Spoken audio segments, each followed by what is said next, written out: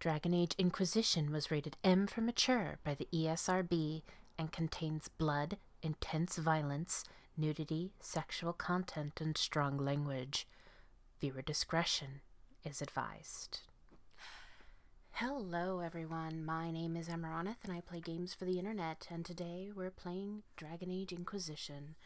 Having finished up business in Val Royeaux, it's time for another Codex reading. And what I've learned is that the history and the letters and notes will never pop up as having new, really.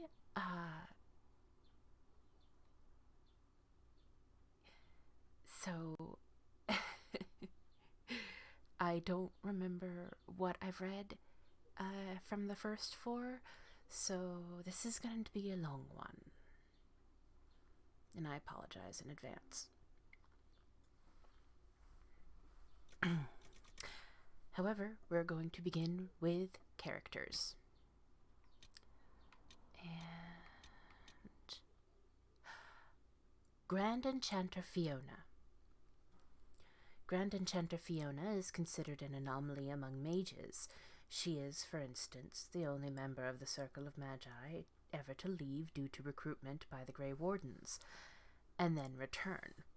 The circumstances of that return are largely unknown, but the notoriety she gained within the Circle allowed her to rise rapidly in the ranks. She became first Enchanter of the Montsamad Tower, and then elected Grand Enchanter at the College in Cumberland. The latter was based on her advocacy for greater mage freedom, a view she claimed her time with the Wardens supported.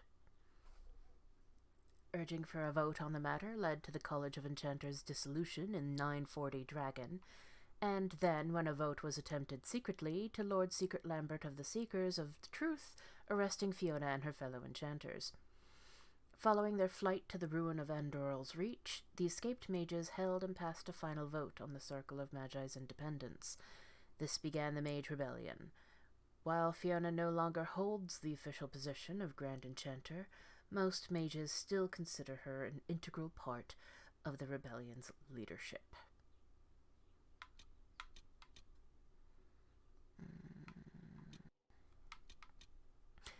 Lord Seeker Lucius Corin. For months we were all so certain Lord Seeker Lambert's death was an assassination carried out by mages. He had, after all, declared the Navaran Accord null and void, hurtling us headlong into a war against the rebels. Why else would he be killed, except as an act of retribution? The entire Templar Order was fired up, ready to take up the fight against the mages, something we were sure would be over in a matter of weeks. Thus, the election of Lucius Corin to the role made me despair. According to the few seekers of truth with whom I spoke, he was a moderate. He agreed to the Divine's conclave, and every Templar I knew felt certain he would compromise to see the war ended. But lately the man seems different, does he not? I never met him before. He assumed command, but even in this short time his opinions on the war have turned. He did not go to the conclave he personally supported. In fact, he seems to regret supporting it at all. He talks of the Templars establishing themselves as a power in our own right, and our fellows are all too eager to listen. I don't know from where this change of heart came, but I begin to wonder if Lambert's death wasn't as simple a matter as we assumed. Something is amiss within our order, and all I know is that it's beyond me to discover what. From a letter written by an unknown Templar found in a burnt-out fort, 941 Dragon.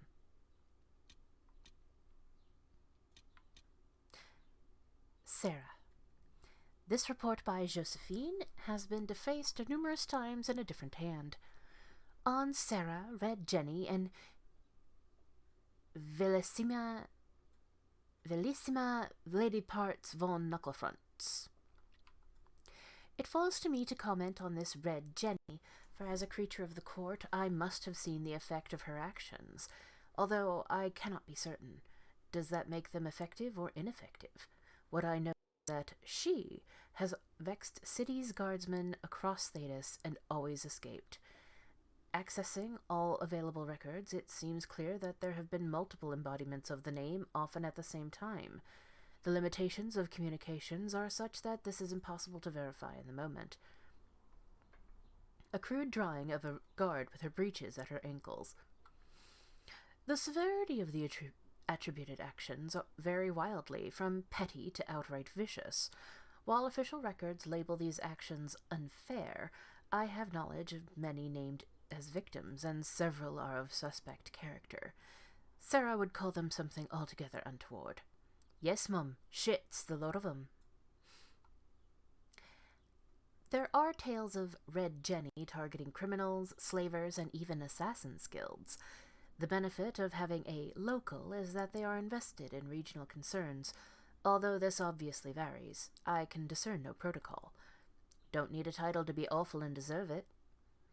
So who is our Red Jenny? She has been amusing herself in Val Royeaux for some time, although it is clear from her accent that she is deeply Ferelden. She met with outright laughter my inquiry as to whether she had any special elven concerns that I could address. I have conferred with Liliana about the danger of this group, and our estimation is that this incarnation of Red Jenny is at least a good distraction. Aw, the scary one cares.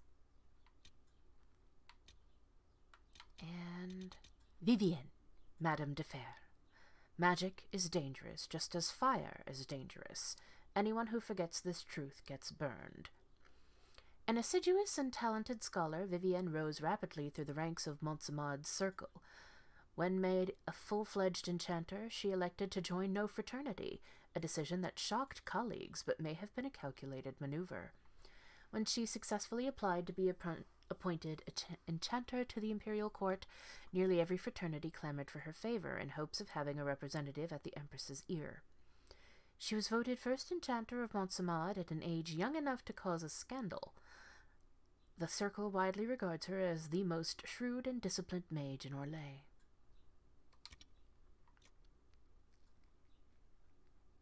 Crafting materials.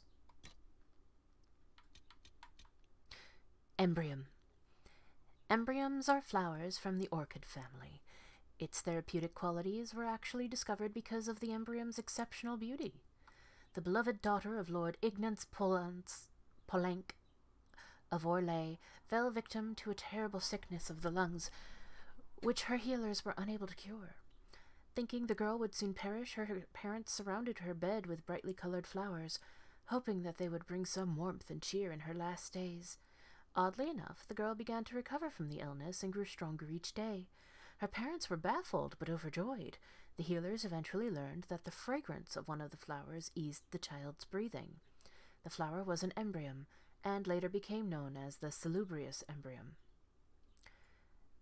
The other variant that has certain magical properties is known as dark embrium. An excerpt from the Botanical Compendium by Ina Serencia, botanist. Creatures. Archers. To fight an enemy with a bow or crossbow is simple, although not always easy. A guard with a crossbow must crank his weapon after each shot. If there is only one such enemy, seek cover and give him cause to waste his shot, and then close upon him before he may fire again. If there are many, close to their flanks so you face one guard directly, using him as a second shield, and no other guard has a clean shot at your unprotected back. Do not move to the middle of their ranks and rely upon them hesitating to risk hitting one another. A soldier with a short bow is a little more dangerous. Attack him as you would an enemy with a crossbow, but accept that he will likely fire again. Approach with your shield up, even if you must sacrifice speed. Few soldiers are true masters of the bow. Those who do not fumble their draw in fear will fire a shot quickly, so it is more likely to glance off your armor or shield than punch through. Few soldiers have the skill or strength to make good use of a longbow. Respect those who do.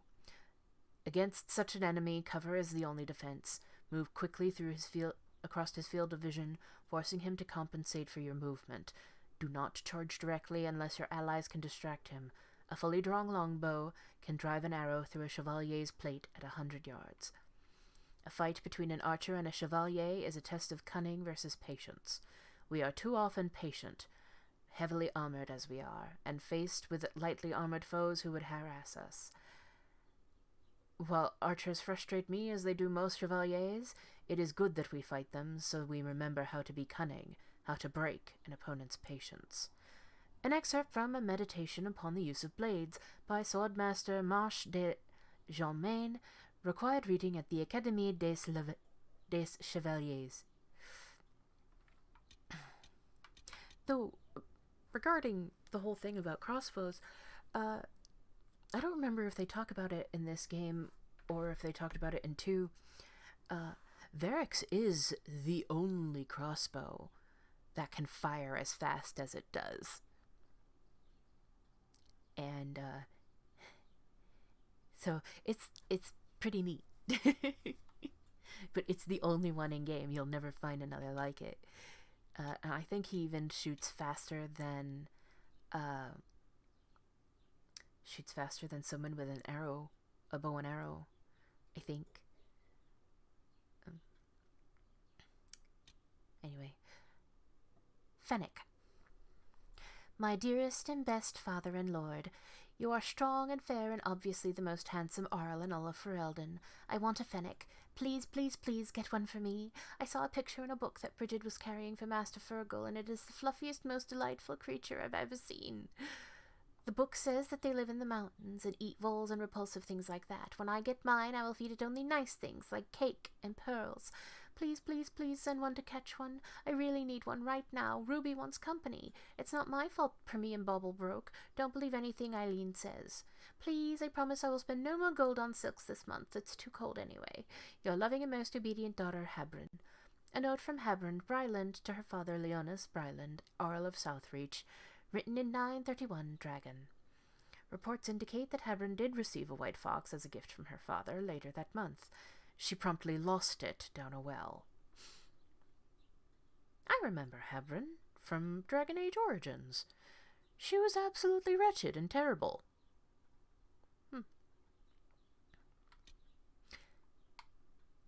Foot Soldier. I have faced Antivan duelists, Ferelden Ash warriors, and Fog warrior skirmishers. When we strip away the titles and tricks, they are simply men who want to see their enemies die, but need a hand free to manage it. Duelists favor a thinner target over the offensive strength of a main gauche. Ash warriors need a hand to guide their Mabari and a lighter weapon to take advantage of the openings their dogs leave, while Fog warriors rely on stealth and speed too much to use a heavy shield. When engaging with such an opponent, respect his speed. His hands and feet will move a great deal. Ignore them. Watch his hips and shoulders instead. First, deny what advantage he has in his allies or environment, unless you have trained equally in such matters. Once you control his weapon, overwhelm him. He has no shield, and you need not fear a second blade. If forced in such a manner, you must decide whether you will fight as a duelist, one-handed, or as a chevalier. If the former, drop your back leg away to tighten your center target, as you have no shield to cover your body or second weapon to bring into range. Focus on a quick attack and give ground freely when you cannot find an advantage. If the latter, rely on your vambrace and gauntlet as a shield to try and wrench your opponent's weapon away. My left arm bears the scars of such efforts, but my opponents bear worse. Better still, do not lose your shield at all, but battles are not a place of perfection. An excerpt from A Meditation upon the Use of Blades by Swordmaster Marche de Jeanmain, required reading at the Académie des Chevaliers.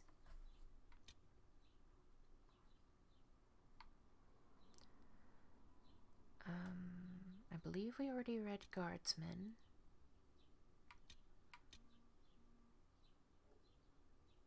But maybe not. Dang it. So I'll read it, and if it's a duplicate, it's a duplicate, and I apologize. Guardsman. A novice believes his sword of the utmost importance and his shield there to show his family's colors.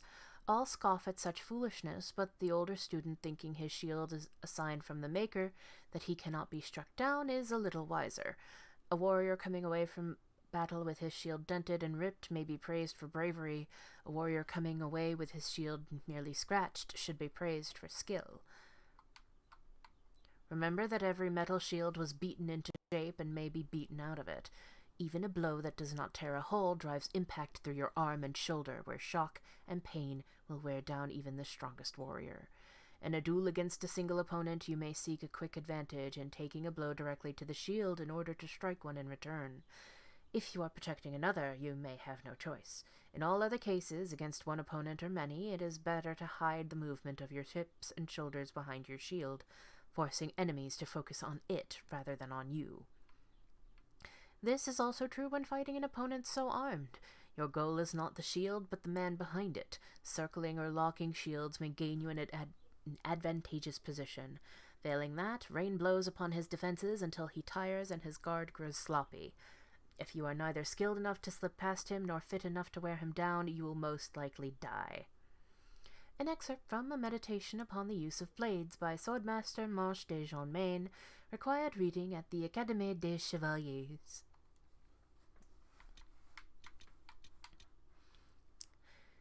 Mabari. Dogs are an essential part of Ferelden culture, and no dog is more prized than the Mabari. The breed is as old as myth, said to have been bred from the wolves who served Dane. Prized for their intelligence and loyalty, these dogs are more than mere weapons or status symbols. The hounds choose their masters, pairing with them for life. To be the master of a Mabari anywhere in Ferelden is to be recognized instantly as a person of worth. The Mabari are an essential part of Ferelden military strategy. Trained hounds can easily pull knights from horseback or break lines of pikemen, and the sight and sound of a wave of war dogs howling and snarling has been known to cause panic among even the most hardened infantry soldiers.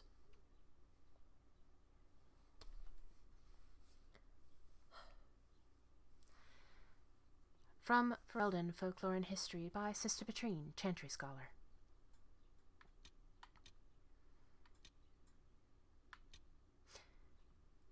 Rage Demon.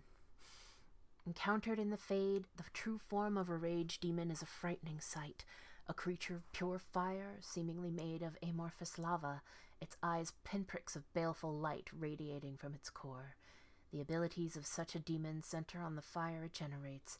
It burns those who come near, and the most powerful are able to lash out with bolts of fire, and even firestorms affecting entire areas. Fortunately, even powerful rage demons are less intelligent than other varieties. Their tactics are simple: attack enemies on sight with as much force as possible until they perish. Some rage demons carry their heat-based abilities into possessed hosts.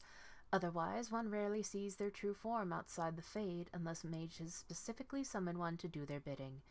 Transcript of a lecture given by Varen, Templar Commander of Tantervale, 686 Steel. Spellbinder.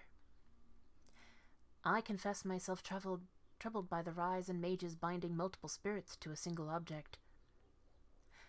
Among the Mortalitasi, interacting with spirits is a serious, even intimate undertaking. These spellbinders, as they call themselves, bind many simple spirits, usually to books or other easily compartmentalized objects set with runes, and they have stripped the interaction with spirits of its importance, reducing it to a mere mechanical exercise. That such magic is useful to the spellbinder, I do not argue. Although the power contained in these objects is difficult to focus, the diffused magic can easily distribute energy across a broad area, augmenting the mage's allies. The spellbinders insist that no individual spirit is capable of breaking their bindings, and that the spirits cannot cooperate well enough to effect an escape together. Furthermore, they maintain that because the bindings are all tied to the spellbinder personally, there is no risk of these enchanted books falling into the wrong hands. Still, the books are in their hands, and I am concerned. Although the practice has spread across most of Thedas by now, it seems to have originated in Tevinter. These mages bind spirits and demons too readily, and it is not natural for spirits to remain in this world for any great length of time. Our Maker placed the veil between our world and the Fade for a reason, after all. Who are we to second-guess his wishes?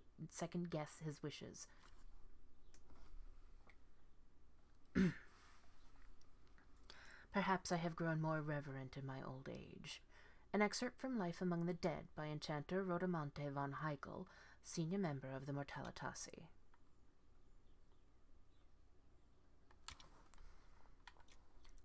Groups.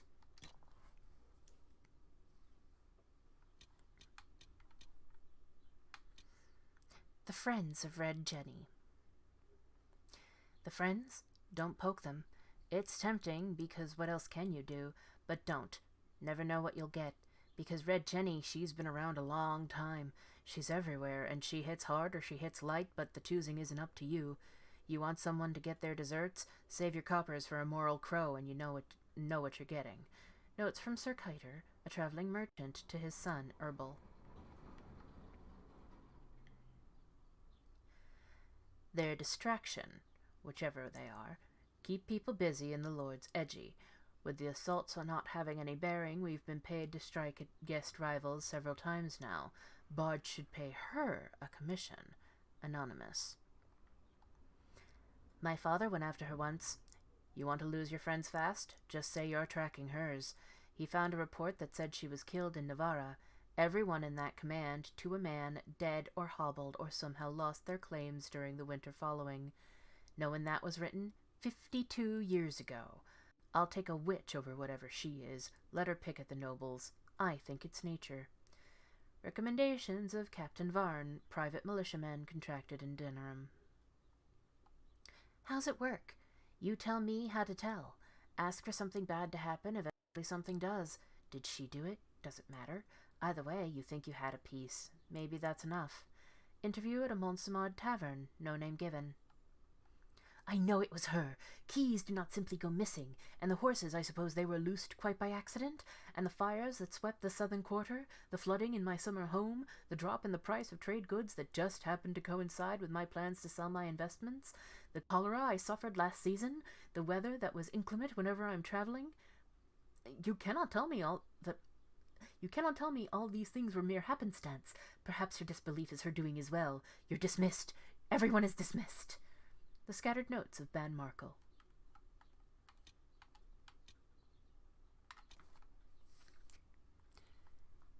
The Pentaghasts. Allow me to correct you on one important point, my friend. The Pentaghasts are Navarra. Without us, this nation would either still be one of the motley city-states that comprise the Free Marches, or under our legion control. Most likely the latter, as only Navarra's strength holds back the Empire's expansion. And by that I refer to the brilliance of Pentaghast generals and the influence of Pentaghast coin. I find it interesting that you mentioned dragon hunting as our only significant trait. You do understand, I hope, that dragons disappeared centuries ago, only recently returning at the beginning of this age. Some of our clan have taken up the old trade out of nostalgia, my cousin Ferdinand the most prominent among them, but those days are largely done. Today there are 14 branches of the family, 18 if one counts our relations among the Van Markhams, each consisting of multiple families and twisting bloodlines connecting us to almost every major house across Thedas. I am fully aware that King Marcus wanes in health, and neither he nor Ferdinand have children, but make no mistake, there will be another Pentaghast sitting on the Navarran throne, and that man or woman will lead us into a prosperous future. There will be no civil war. From a letter by Baroness Alia Pentaghast, Dragon, 938. The Seekers of Truth. The Seekers of Truth aren't Templars, not precisely. Once they were called the Inquisition, but upon the signing of the Navarran Accord, they gave up that name and became the order they are now, standing over us Templars as watchers and enforcers. I honestly cannot claim to know more than that. I don't know how many Seekers there are. A few dozen? If they have a base of operations, I don't know where it is. Certainly not with any of us. The only time we'll see one is when a Seeker is summoned, perhaps in response to a complaint by one of the first Enchanters. They'll investigate the problem, and if it turns out a Templar did something they don't like, he's disciplined. Severely. Without question. Even the Knight Commander bows to their will. If a Seeker of Truth shows up, you know every last Templar is sweating, hoping their gaze doesn't fall on him. Of course, that changed when the Navarran Accord was broken. I'm told the Chantry broke it, but it was Lord Seeker Lambert who made the announcement. He said the Seekers of Truth and the Templar Order were going to hunt rebel mages no matter what the Divine commanded. I didn't know he had that authority, that he could just say we would do this and everyone would follow. But we did. I never thought of it that way, but the Seekers have always been our guides. Now they've led us into war. From a letter written by Sir Jonathan Perry, 940 Dragon.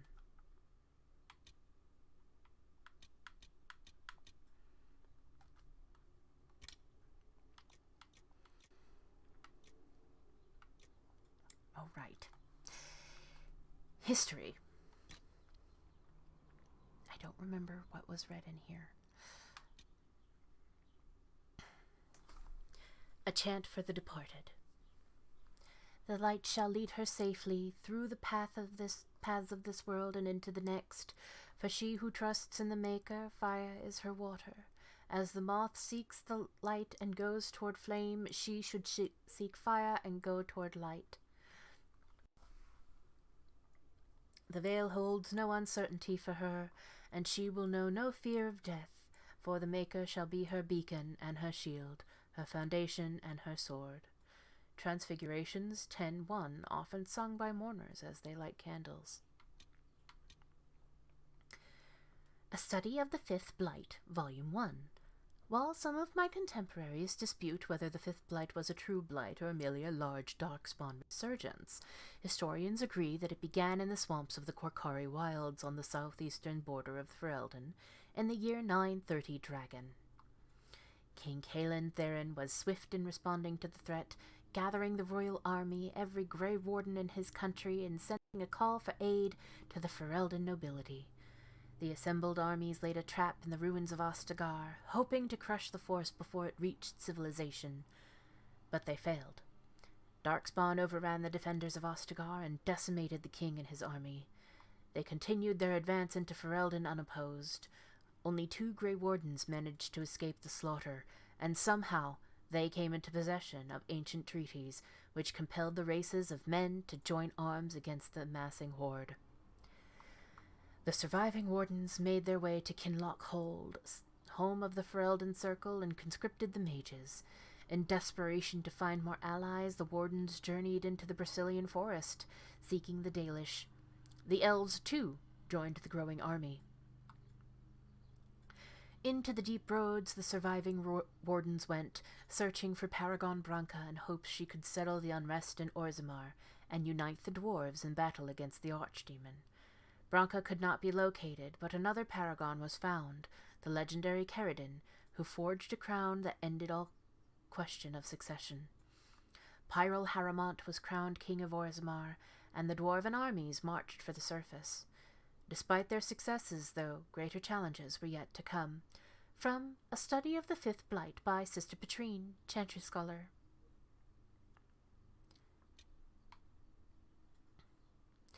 A Study of the Fifth Blight, Volume 2.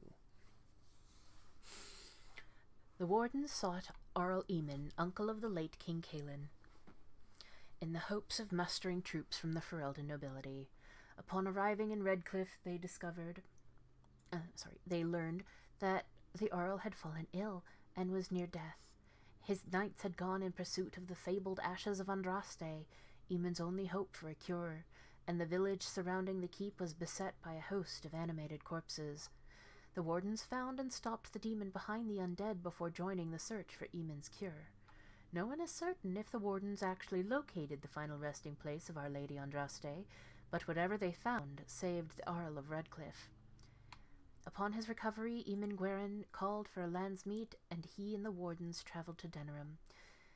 The gathered lords and ladies of Ferelden found Terran Loghain guilty of a number of crimes and sentenced him to execution. Furthermore, the landsmeet granted the vacant throne to Honora, widow of King Caelan. The nobility then pledged their own armies in the battle against the Blight. The Archdemon clashed with the allied forces at the city of Denerim and was eventually slain, but at the terrible cost. Much of the city lay in ruin. The warden who rallied the armies was named the hero of Ferelden and accorded the highest honor. The Fifth Blight ended before most of Thedas knew it had begun, but it left a terrible wound on Ferelden. The losses suffered at Ostagar and Denerim greatly compromised the security of the kingdom. Southern Ferelden, from the Kokari wilds to the edge of the Banorn, are to this day a wasteland. It's uncertain how far the ripples from this event shall travel, or what waves it has already stirred. From A Study of the Fifth Blight by Sister Petrine, Chantry Scholar. Andraste, Bride of the Maker. No, I'm definitely sure I read this. Nope.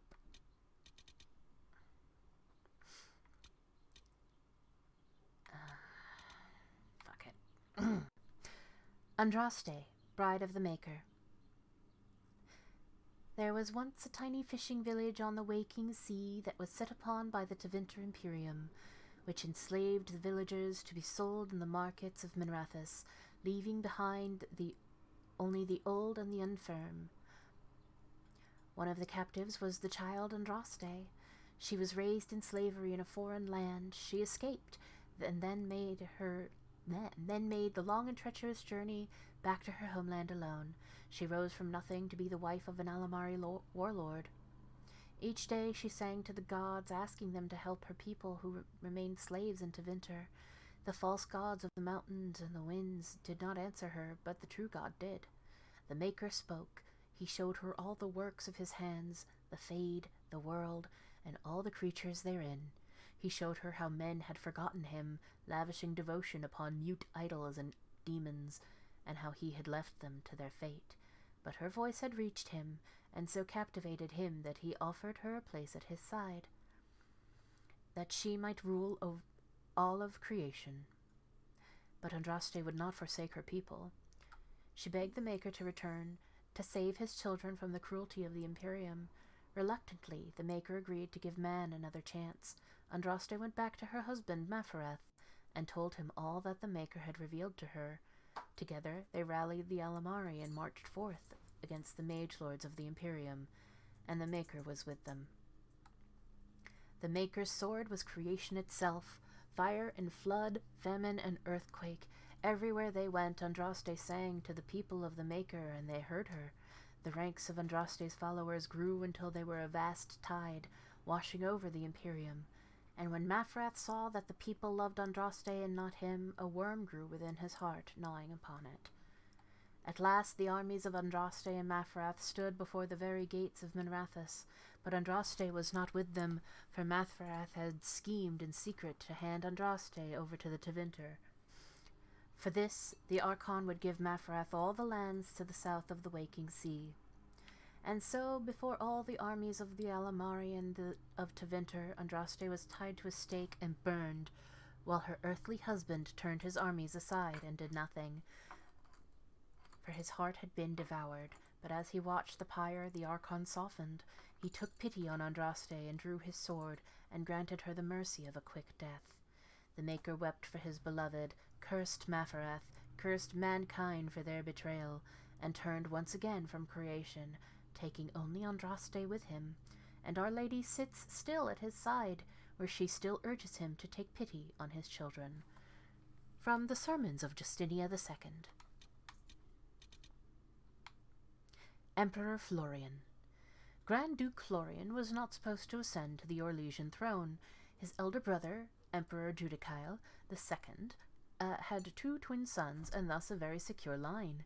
Florian was free to pursue other interests, none of which revolved around the game. Indeed, the imperial court largely ignored him, and that was how he liked it. All that is recorded of that era is that he married, produced a single daughter, and afterwards showed little interest in her. An outbreak of the 100 Days' Cough in 877 Blessed changed his plans. Both of Judical's sons perished, as did Florian's daughter. Racked by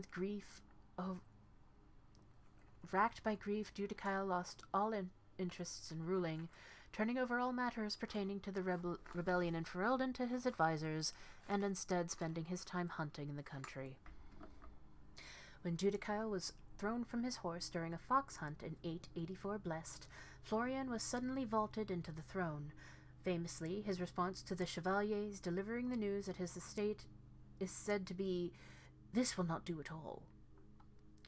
A private and somewhat eccentric man, Florian limited his appearances at court and dealt almost exclusively with members of his own family. He was extremely particular about his habits of dress and grooming, eschewing current fashions for the sake of comfort, and refusing to wear cosmetics or powders of any kind due to an intense dislike of being dirty. Powerful and connected nobles who had served in the cabinet since his father's time were turned away in favor of his younger brother, Renaud, his sister, Melisande, and his cousins. Children were banned from the palace, even the children of servants, with the exceptions of his nephew and nieces, who were tolerated only on the condition that they remain out of the emperor's sight. Regarding suggestions that Florian and his youngest cousin Megren were lovers, the truth is uncertain. If such a relationship existed, it was no doubt kept private due to Florian's aversion to public life, and not from any fear of rumors. Such rumors, after all, were likely spread due to the emperor's refusal to sire another child, and thus secure his line. Many believed this failing would eventually lead to civil war. The only real evidence of a relationship with Megren is a loud and very public argument the two had prior to Megren's appointment, or exile as he saw it, to the throne of Ferelden. Megren is said to have called Florian my darling, and neither man would choose to explain the argument later. The predictions of civil war almost came to pass on Florian's death in 919 Dragon. With no clear heir, the throne eventually passed to the only daughter of Grand Duke Renaud, Celine, after a vicious struggle that threatened to consume the empire. From The Emperors of Orlais by Brother Harlan Ascari.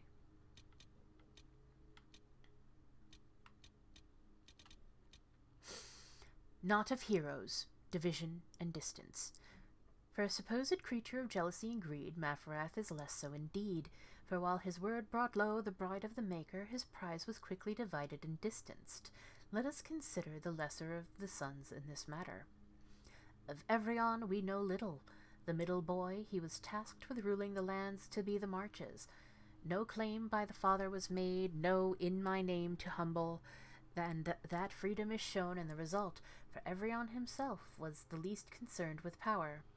He among all but led by example, not demand, and spoke only of sacrifice. When betrayal was revealed, Evrion acts as a man broken, dispersing his holdings to the various tribes.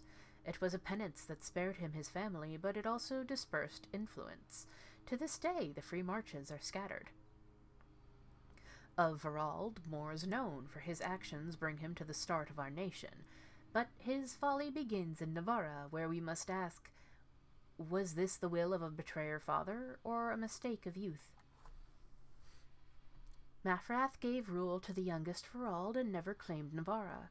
Never did he sit on the throne, and he is thought to have rarely visited, but his name is hated there most of all, for it was bartered for legacy by the son. Unlike Evrion, Verald spoke not as an example, but to claim. Never his name was mentioned without that of his mother and father. His claims were bold, their actions were his, and their thoughts all shared. But from the father on his throne in Ferelden no word is recorded, and we wonder, was it deliberate?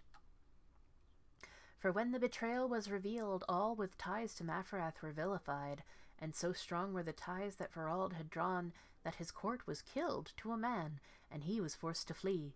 Had he kept silent, as seems the will of the knowing father, had he girded as the father had guided the elder, Iserath, then Verald might have remained to rule. But that would require that the betrayer not be as he is drawn, and it would have kept Verald in Navarra, and it would have kept Verald from Orlais, and it would have prevented the further betrayal that truly birthed Orlais. Excerpted from A History Not of Heroes, readings in the Ugly Heart of Change, collected by Philium, a bard. Not of heroes, Maferath and sacrifice. Andraste, our lady, the sword and the fire against Tevinter, betrayed to the empire in exchange for a kingdom. Maferath now synonymous with treachery. But would Andraste have won, and if not, what would we have lost? Let us look not just at the act, but at the why of it. As the armies of faith pierced the imperial homeland, it was revealed not as a wave, but as an arrow. And as any hunter will attest, if your aim is not true, there is no returning to the bow. We must consider How much of Our Lady's victory to this point was against true Imperium, and how much it was against the echoes of Empire? Andraste, the inspiration, may not have considered such, but Maferath, the general, fought for homeland, not visions. Was it victory or defeat that his betrayal held at bay? Maferath made the deal that killed Our Lady, that is fact, and when Andraste died, Maferath was gifted everything from the southern plains south. How generous and impossible to hold this must have seemed. Let us look on Maferath and the legacy he divided among his sons, without an eye for accusation, but from a tactical consideration, for he must have known that mere rivals had never stopped to vinter. What if he set about creating peers, and none of this was accident? How then fared Iserath, Everon, and Verald? Excerpted from A History Not of Heroes, Readings in the Ugly Heart of Change, collected by Philium, a bard. Not of Heroes, the Death of Diversity. What could hold back an empire? Another. What could hold back so defined a people as to vinter? Another. Let us consider if eldest Iserath was not meant to honor Maferath, for the father's fate was already condemned by hidden betrayal. Let us consider that Iserath was told to turn from ties to Maferath, to look forward, not back. What of his actions then? Iserath was granted the lands of tribes, of scattered alliance. His answer was the grand unification, which most condemn as arrogance. Sweeping changes in trade, relocation to break local allegiances, all to favor centralized trade and power. Cities were leveled to expand a new capital, a powerful and influential city of a new nation, Val Royeaux of Orlais, and all in the name of not lost Andraste, but of holding back looming to vinter. Power was united, but cultures less so. Investing everyone in the new Orlais stratified the classes, and through it all spread a bitterness that a Ferelden ruled. Iserath avoided the stain of his father, for he was seen as victim too, but he was still a Lamari. What if, dear readers, the final unifying element came not from accident or even the deliberate actions of Iserath, but from a common hatred, and not the common hatred of the day? The sons of Maferath would succeed at creating a peer for Tevinter, but only at the cost of themselves. Excerpted from A History Not of Heroes, Readings in the Ugly Heart of Change, collected by Philium, a bard. Not of heroes, united in hatred. If we are re-examining motive, let us not stop at the sons of the betrayer, for the first leader of young Orlais after the sons was Jesevus, chattel wife of two of them. But examine the facts. A proud daughter of the Syrian, chosen not unkindly by Iserath to be his bride, it was her reach that granted him power to unify. Consider what she witnessed in the consolidation of her people. She has always been portrayed with sadness, but what if when our nation was born, the game was born with it? Judge her actions not as property, but as master, and what changes? As victim, Iserath, rumored cruel, breaks the clans in a lust for power. His brother, Verald, exiled from his own machinations in young Navarra, appeals to the saddened wife and promises a new path. The brothers vie, and Verald wins, and then demands the hand of Jesevus, another Ferelden greedy for power. In a decade, the shy victim Jesevus is the figurehead of the people's rebellions against the last son of the betrayer. As master, bound to rivalries far older, she harbors a hatred beyond Tevinter, and while Iserath is distracted with personal concern or with building a nation to withstand his own people's enemy, she invites the broken brother and sets him against the driven. While accepting marriage to the victor, Jesevus seeds rebellion among those who remember how their lands were taken not a generation before. Both leave her as ruler, as Gyoja, but should not the rule of a victim been uncertain? Jesevus rules for 42 years. There were no great swings. No great swings backward, no people's retribution, for she had become accustomed. If the goals of Iserath were selfish and the goal of Jesevus was to reverse them, Then Orlais is born of the failure of both, but if Ithrath built his father's wall and Josephus wanted revenge, then we are a nation of two successes, two parents in opposition, but in partnership. Excerpted from A History Not of Heroes, Readings in the Ugly Heart of Change, collected by Philium, a bard.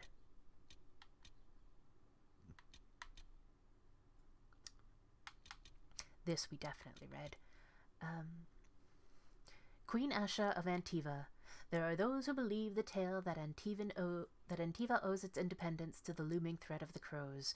Yet this story, largely spread by the crows themselves, is no more credible than the promises of the market stall huckster. For the truth of the matter, we look instead to the palace of the kings in Antiva city. A grand statue of a woman in Raveni royal garb towers over the entrance, her watchful eyes keeping sight of everything happening within those walls. Asha Subria Bahadur Campana, Queen Mother of Thetis. When the matriarchs of Ravane arranged the marriage of Princess Asha of Islay to King Alonso Campana of Antiva, it went unnoticed and unremarked by their contemporaries. The eyes of Thetis were on the wars of Orlais and Navarra. The marriage of a minor princess of Ravane to an almost powerless king was beneath their consideration, yet this wedding was, in retrospect, perhaps the most important event in Thetis' history since the blackening of the Golden City. Queen Asha was a skilled tactician. Seeing the military ambitions of Tevinter, Navarra, and Orlais, she concocted a plan. Antiva was too prosperous to escape its neighbor's avarice, yet had no means of raising an army capable of fending off both Tevinter and Orlais without impoverishing the kingdom. If she was to safeguard her people, it must be through measures stronger than steel. The queen spent decades making alliances in the ancient Raveni way. Marriage. She wed her many children and grandchildren strategically into noble houses across the continent. Within 30 years, Antiva was so well connected that any hostile action against it would force half the nations of Thetis into war. The blood of Queen Asha runs in the veins of the Empress of Orlais, the Prince of Starkhaven, the King of Navarra, and 7 of the Dukes of the Anderfels. Even some of the magisters of Tevinter, Tevinter Imperium, have ties to the Antivan royal family. Asha's web of blood ties forces most of the continent to remain at peace with Antiva or risk terrible consequences at family dinners. From In Pursuit of Knowledge, The Travels of a Chantry Scholar by Brother Genetivi.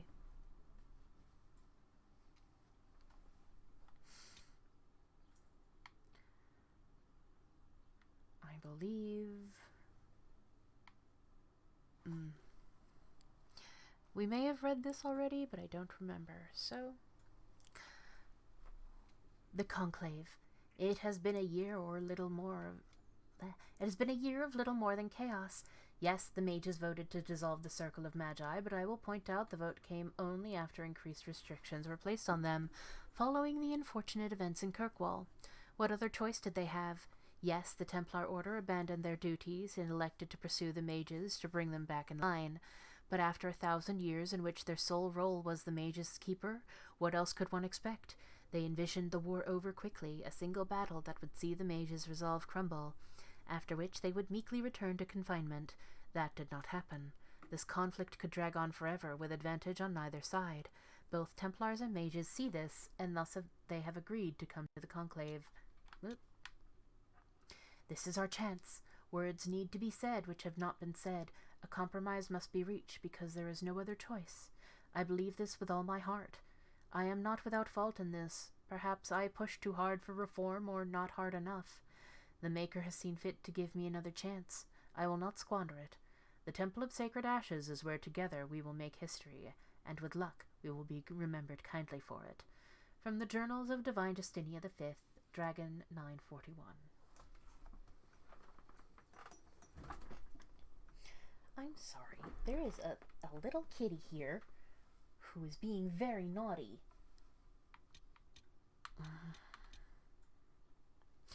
The First Inquisition. The birth of the Chantry took place more than 9 ages ago. The mists of time have obscured once well-known facts. It is commonly believed the Chantry alone created the Templars and the Circle of Magi. Few recall that there ever was an Inquisition.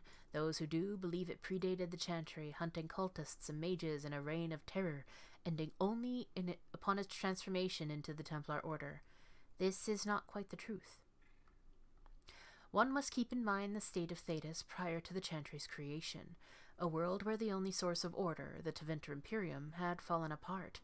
People blamed magic for the death of Andraste, the Blight, the terror they saw every day, and not without reason.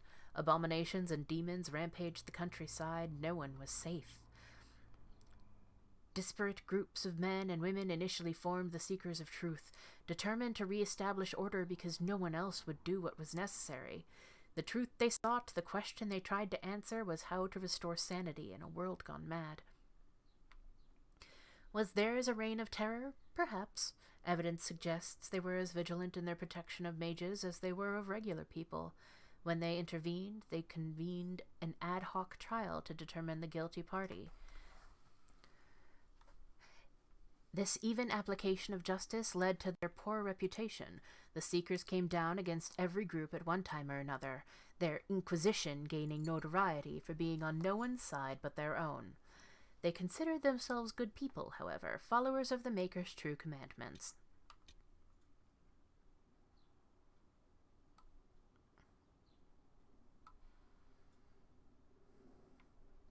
This was never more evident than when they laid down their banner in support of the fledgling Chantry. They believed with all their heart that the Templar Order was the answer to a desperate Thedas needed in a terrible time. Ultimately, the Inquisition was composed of independent idealists, not Chantry zealots. That is the truth.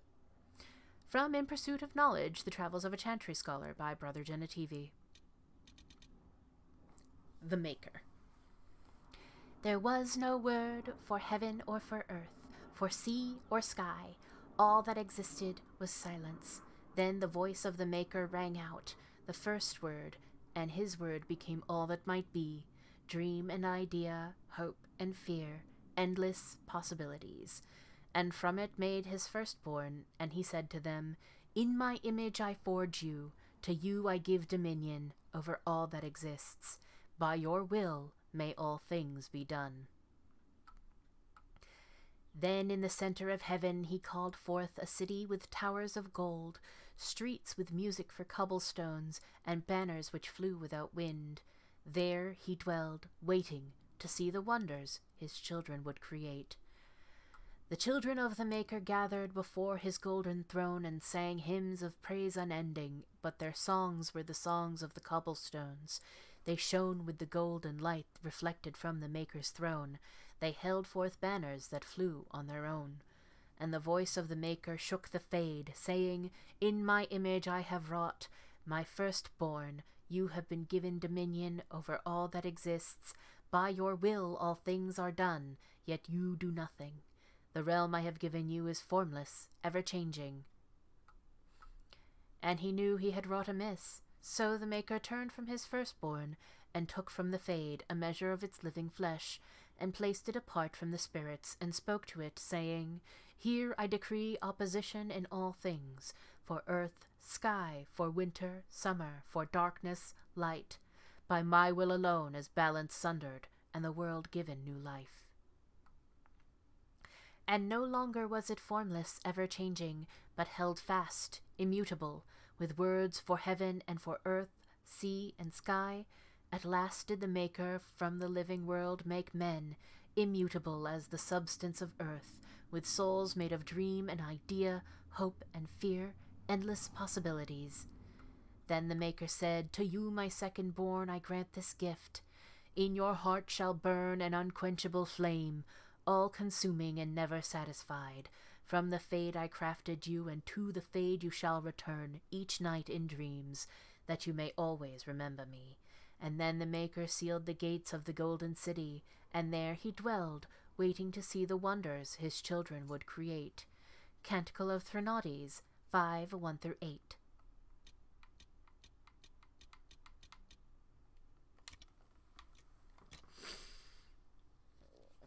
Letters and Notes. A letter to revered Mother Giselle. To my friend and faithful servant, revered Mother Giselle, The Grand Clerics tell me you have requested more aid in tending the refugees who are gathering in and around Redcliffe. Your efforts are indeed most appreciated, although in the future, when you are asked how many refugees will be helped by your efforts for requisitioning purposes, it may help if you provide an actual numerical answer, as opposed to the worthy but unspecific, as many as we can. It breaks my heart to see this war cross the Maker's land, Giselle.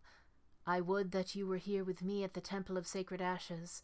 Your words have calmed many irate minds over the years, and we will not lack for those at the Conclave. Still, I am glad that the refugees have you to care for them. Too many in the halls of power have forgotten our faithful. If any pressure you to accommodate their views, you must let me know at once. Maker willing, this war shall all be over soon, Giselle. Be well and go with my blessing. In service of the Maker, Divine Justinia the Fifth. A page from a journal, edges scorched. The Templars were attacking the peasants we'd taken food from. They'd wanted to make certain that everyone fought to the death rather than help us.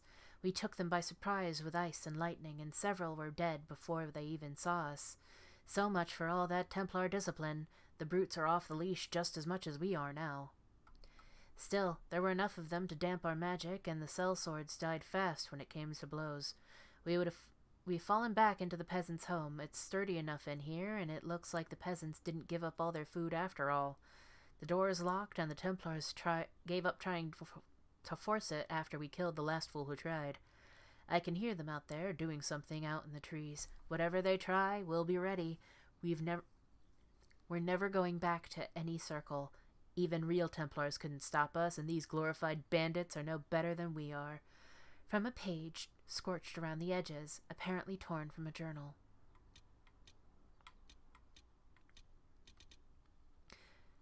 Construction orders. As you know from the terrible accidents of last week, many passages through the mountain are unstable and liable to collapse at any moment. I do not wish us to lose more brothers and sisters in the search for lost cultist treasure. We must seal all entrances into the mountain. The Templars have done a careful sweep of the caves. Everything of worth was collected. What remains of the disciples of Andraste will be forgotten, buried in the earth. Once it is done, let us have no more talk of them. This is a new haven, restored to life by the true Chantry and most holy Justinia the Fifth, Mother Florentine. Letter found in a Redcliffe home. Father, I'm going into the mountains to join the people up there. They're making sense right now when the rest of the world is not. We can't tend to the fields since Master Dennett and his wife sent us all away for safety. And I can't stay here and watch the refugees star outside our home. You and Mother should come, Father. You'll be safe up there. The mages have no quarrel with the people in the mountains, and even the Templars don't harass them. Nowhere else outside of Redcliffe is safe from this Maker-cursed war or the demons pouring out of the sky. But you won't come, will you? You'd rather stay on our tiny bit of land because it's ours. So be it. It's yours until those madmen catch you in their fight, and then you and Mother will just be two more charred corpses in a burnt-out village. I'm not staying to watch you die like a fool. Hindle.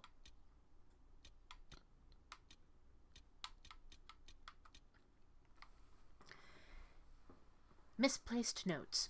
Notes written by one of the scholars responsible for restoring Haven. The notes have obviously come loose from a ledger of some sort.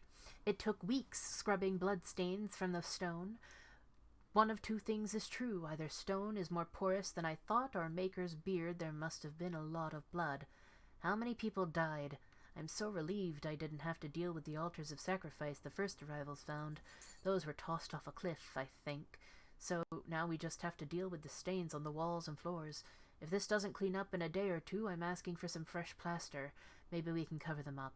Still, it's not all bad. Haven is a beautiful place, and while working in the dungeons, we found scraps of paper with writing that looks like Brother Ferdinand in Antiva's.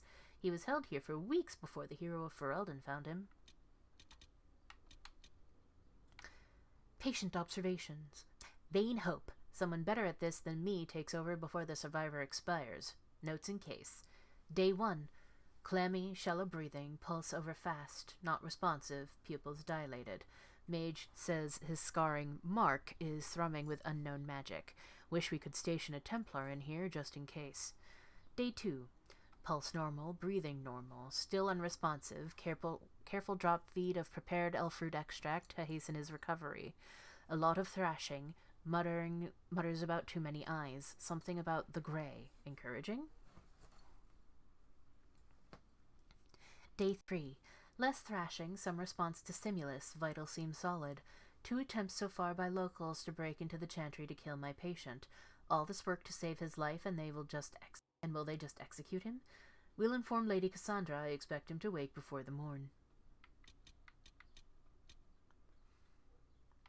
Stronghold of the Apostate Mages. Let the fools in Redcliffe play the good mage, as they always do. We know the truth. This world is ours to conquer, and every worthless peasant who threw a stone, every Templar who glared in disappointment at our harrowings, deserves to know it. Follow the trail to the Witchwood and find your brothers. An unsigned letter, the scratched handwriting almost too sloppy to read.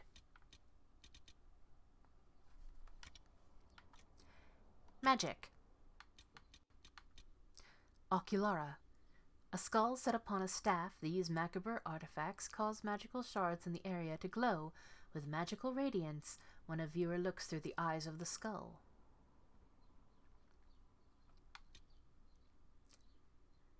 Phylacteries. A phylactery is a vessel, often a glass vial containing the essence of a magical being.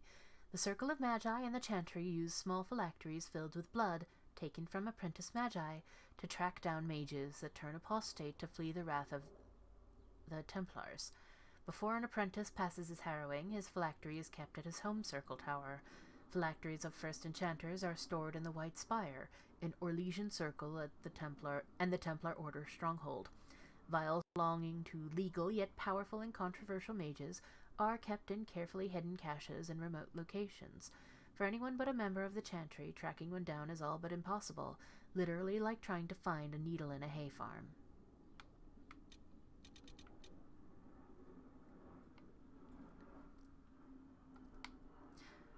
Red Lyrium. To answer your question, my lord, yes, I have indeed heard of this red lyrium of which you speak. A single piece of it surfaced in the eastern city of Kirkwall, and its influence alone was nearly enough to cause the city's destruction. As near as we can determine, it is regular lyrium that has been somehow corrupted. Those who have touched the red lyrium, or even come near it, report that it sings to them, like whispers in the mind that slowly drive them mad. We do not know, however, what might stem from extended contact with red lyrium. Madness, surely, but would there be a physical corruption as well? What would happen if a mage or a Templar used red lyrium as they used regular lyrium? Far more disturbing is the fact that lyrium could be corrupted at all. Treat any red lyrium you encounter as if it were poison. Do not go near it, do not attempt to destroy it, and more importantly, do not attempt to use it. From a partially burned letter by an unknown writer, affixed with the Grey Warden's seal.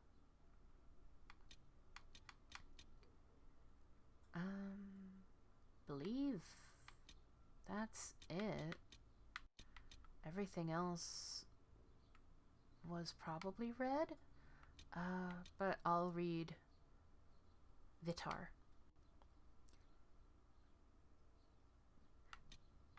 I'll double check regarding the breach in the Black City, and if they haven't been read, I'll make note and I'll read it in the next Codex entry. Vitar. After extensive study of the Canary specimens you kindly provided, I've come to the conclusion that the painted markings on their face and body are not, in fact, solely for ceremonial purpose, but provide a practical benefit. Oh, I'm certain there's some cultural significance to the patterns and colors they choose, but the Canary do nothing without purpose, yes? They call these markings Vitar, which in their tongue means poison armor. It's called this because the markings are magical in nature and actually harden their skin to an iron-like quality without hindering a flexibility. And my analysis says that the paint consists largely of poison. It's mixed with something else, blood, perhaps their own, that neutralizes the poison, but only for one with a Canary physiology. Anyone else would perish almost instantly, which reminds me, I'll kindly require another body slave.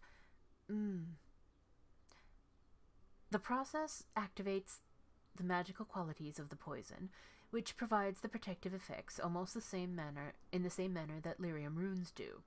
How this works and whether it can be used for our purposes will require further study. Perhaps some live specimens this time? From a letter written by Namaria Oreganus, apprentice to Magister Varus, Dragon 932.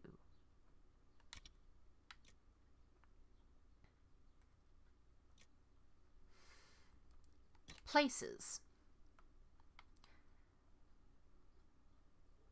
Okay. I believe A Tale of the Frostbacks was already read. Again, if not, I will read it in the next Codex entry. Ferelden, after the Blight. One only need stroll through the Denerim market to appreciate Ferelden's resilience. You would be hard-pressed to believe that Darkspawn ravaged the city within our lifetime. Scars remain for the people who lived through it, but life moves forward. Now children play in the streets, children for whom the Blight is a story their parents tell. I once heard a small boy ask what a Darkspawn was. To him it was only a word heard from the older youths. We teach that a learned child is a blessing upon his parents and unto the Maker. Andraste, forgive me, but I felt joy at his smiling ignorance. It is thus a wonder that Queen Honora would risk the stability she has worked so hard to maintain. Despite the efforts at Kirkwall, Ferelden continues to offer refuge to the rebel mages, which will only bring trouble to our doorsteps. It already has.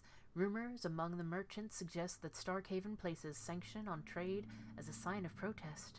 One hears of conflict in the hinterlands between Templars and mages. Mother Diana says I am to accompany her to the Conclave in Haven.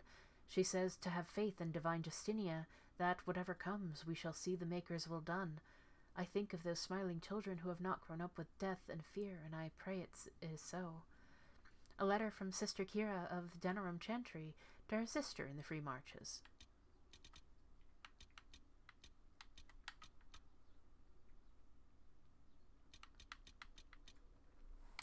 Navarra. The fourth time I attempted to cross the border into Navarra from Orlais and was turned back by chevaliers, I decided to take the more roundabout path. A ship back to Ferelden and then another to Navarra. The outcome was more than worth the trouble. The whole country is filled with artistry, from the statues of heroes that litter the streets and even the meanest villages, to the glittering golden college of Magi in Cumberland.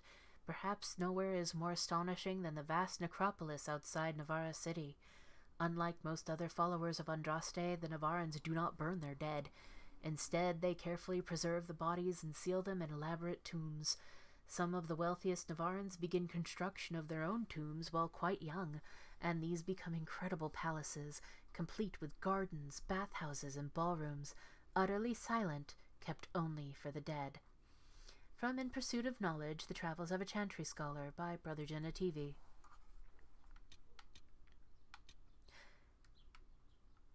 The Fallow Mire.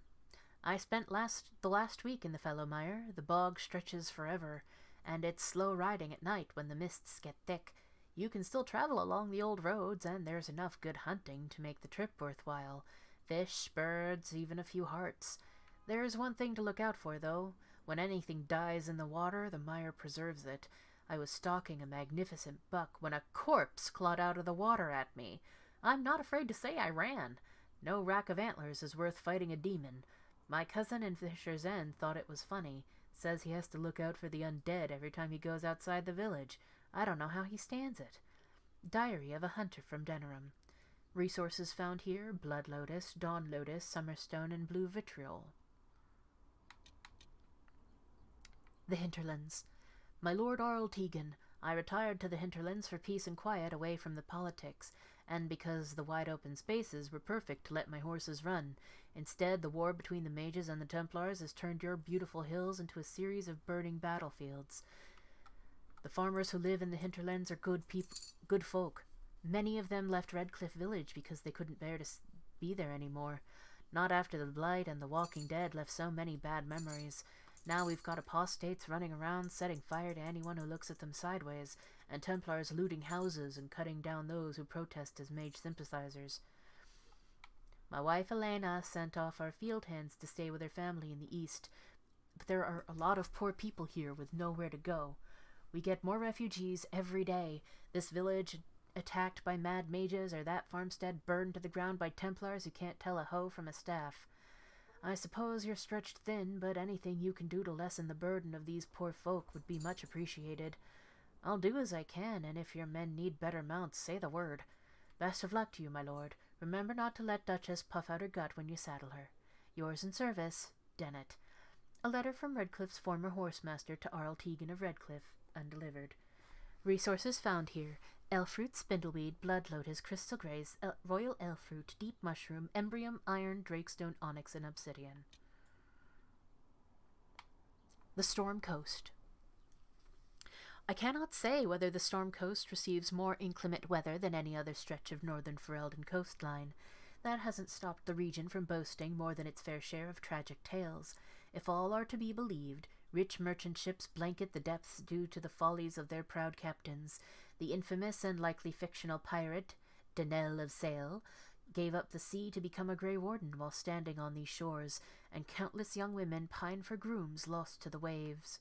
I witnessed nothing so fanciful on my brief sojourn to the coast. However, the area is sparsely populated, and I watched the waking sea strike the shore. And as I watched the waking sea strike the shore, I could see why such tales are born. From In Pursuit of Knowledge, Travels of a Chantry Scholar by Brother Genetivi. Resources found here: spindleweed, blood lotus, black lotus, serpentstone, and summerstone. The Summer Bazaar. We rededicate this jewel of Val Royeaux as the Summer Bazaar of the First Lion, to reflect the spirit of renewal that is at the heart of the capital and of our people. Let the strength of the four always guard the grace of the empire. Let the blossoms and promise of the changing seasons be a tribute to trade and public gathering. For here, in the name of the Lion Valmont, we will be an example to the world of how our legions respond to adversity. Our way cannot be threatened, for it embodies the truth of tradition and the promise of progress. The Blight finds no purchase in the heart of commerce. A plaque dedicating the Summer Bazaar for victories earned and to come, placed in 530 Exalted. Val Royeaux. Val Royeaux, as any resident, a Royan, will say it is the greatest city in the world. Many take such pride for arrogance, but they do so through smiles as they nod in agreement, for such is the cost of doing business in the capital. Val Royeaux is in every way a world leader, in commerce, culture, and its own exaggerated beauty. The site was founded during Evrion's grand unification, a result of a mix of influences not so much balanced as driven together. Wait a minute.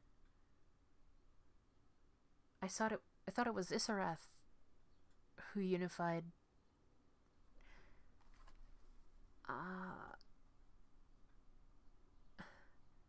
I just read it. It was Isarath who did it. Game!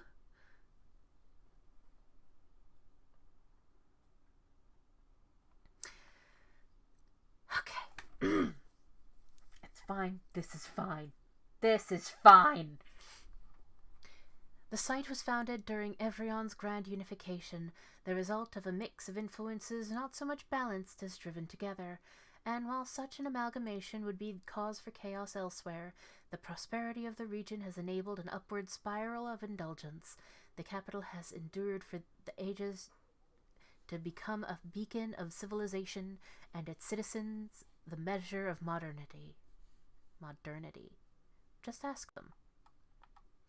An element of Val Royeaux is notoriously risque, and it exists harmoniously besides the aristocracy and the palace bureaucrats.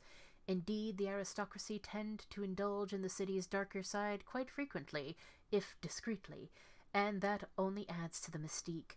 Nobility elsewhere tend to be much more conservative and concerned about their reputation, even if a trip into the capital to indulge a few private pleasures is not completely out of the question. In Val Royeaux, transgressions are suffered and forgiven with flamboyant urgency. That is not to say the city is without lasting scandal or hardship, but one must squint past the gilding to be allowed even a glimpse, as Royans are very careful about the face they present. Such it is with the masks of nobility in the underbelly of their streets. Excerpted from Val Royeaux, Excesses Grand and Otherwise by formerly Sister Laudine.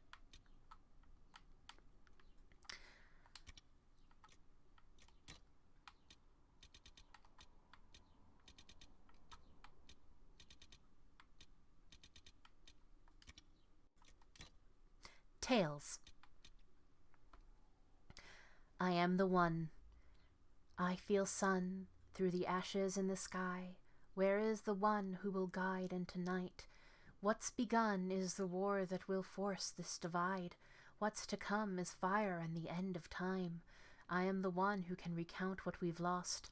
I am the one who will live on. I have run through the fields of pain and sighs. I have fought to see the other side. I am the one who can recount what we've lost. I am the one who will live on. As performed by the bard Meriden Halewell. Rise. Find me still searching for someone to lead me. Can you guide me to the revolt inside me? Promise surviving the breach. Promise surviving the breach in the sky. Templar igniting fire inside me. Maker, remind me, gone are the days of our peace. Now we reside in the great divide.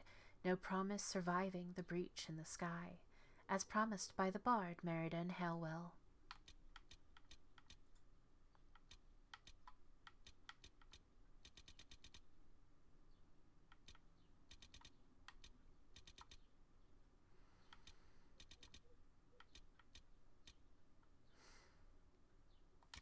Those were the only two marked as new. And with that, we are done. For now.